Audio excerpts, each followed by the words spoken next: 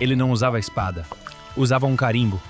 Por 29 dias, contra as ordens expressas de seu governo, um diplomata japonês travou sua própria guerra para salvar 6.000 vidas. Esta é a história do samurai silencioso que ousou desafiar o mundo. Tudo começa em 1939. Shiune Sugihara, um especialista em assuntos soviéticos e um homem que desafiou o próprio pai ao se recusar a ser médico, é enviado a Kaunas, Lituânia. Sua missão oficial: abrir um consulado.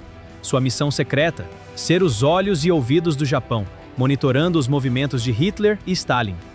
Ele não sabia, mas estava sendo posicionado no epicentro do maior terremoto da história.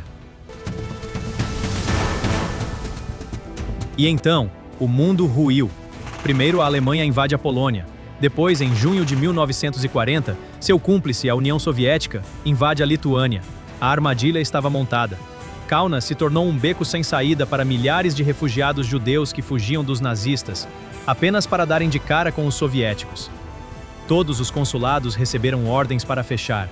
A última porta para o mundo estava batendo. Desesperados, eles descobriram uma rota de fuga teórica, quase uma lenda. Um visto de trânsito japonês permitiria que cruzassem a União Soviética até o Japão. E em Kaunas, havia um consulado japonês. A multidão começou a se formar, de dezenas para centenas.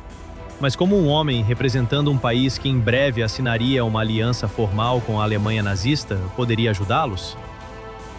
A lógica dizia que era impossível. A resposta não estava na política, mas em um encontro secreto e em uma conversa à meia-noite. Sugihara telegrafou 3 vezes para o Ministério das Relações Exteriores em Tóquio, implorando por permissão. A resposta foi um muro de pedra. Não. As regras eram claras. Sem um visto para um destino final e sem recursos financeiros, ninguém passaria. O governo dele havia feito sua escolha. Agora ele precisava fazer a sua. E é neste ponto que precisamos entender por que o chamamos de samurai. Não se trata de uma espada ou armadura. Trata-se do Bushido, o código de honra que guiava os antigos guerreiros e que estava profundamente enraizado em Sugihara. Um código baseado em princípios como Gi, a justiça de fazer o que é certo, não o que é fácil. Yu, a coragem de enfrentar o perigo por uma causa maior. E, acima de tudo, Jin, a compaixão avassaladora pelos outros. Naquele momento, Kyune Sugihara não era um diplomata decidindo se obedeceria a uma ordem. Era um samurai moderno decidindo qual princípio era mais importante: a lealdade a um governo ou a lealdade à própria humanidade. Naquela noite, ele olhou para Yukiko e disse: "Eu posso ter que desobedecer ao meu governo, mas se não o fizer, estarei desobedecendo a Deus." A resposta dela selou o destino de milhares. "Faça, eu estarei com você." A decisão estava tomada. Mas havia um problema. Para emitir um visto de trânsito, era preciso um destino final. E aqui entra em cena outro herói esquecido: Jan Zwartendijk, o cônsul holandês. Juntos, eles criaram uma brecha genial. Zwartendijk escrevia vistos improvisados para Curaçao, uma ilha holandesa no Caribe que não exigia visto de entrada. Eram, na prática, papéis sem valor. Mas para Sugihara, eram a desculpa perfeita. Com o destino final em mãos, ele iniciou sua maratona.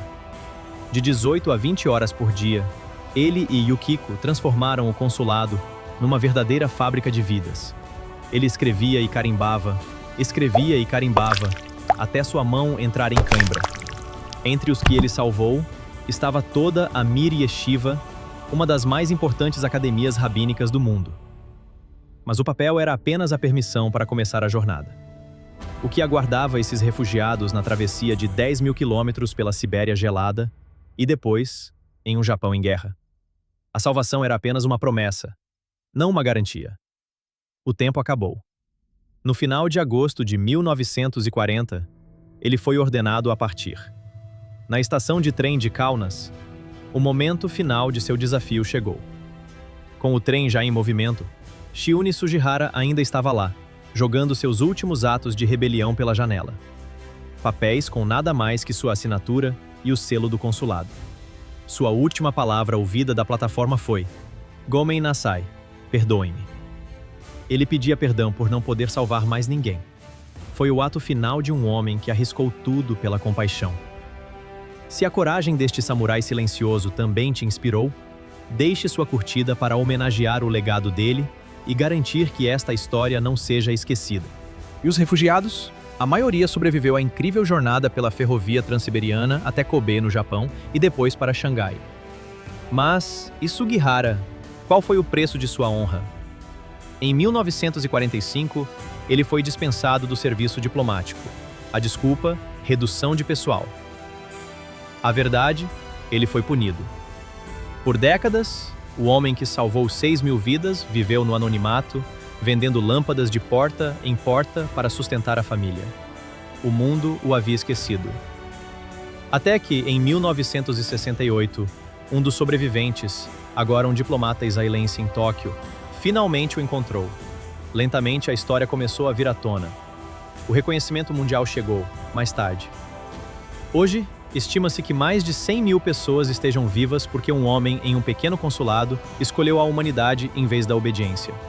Shunni Sugihara morreu em 1986, mas sua assinatura, sua coragem, ecoa por gerações, a prova de que um único ato de desobediência consciente pode ser a mais alta forma de lealdade à humanidade.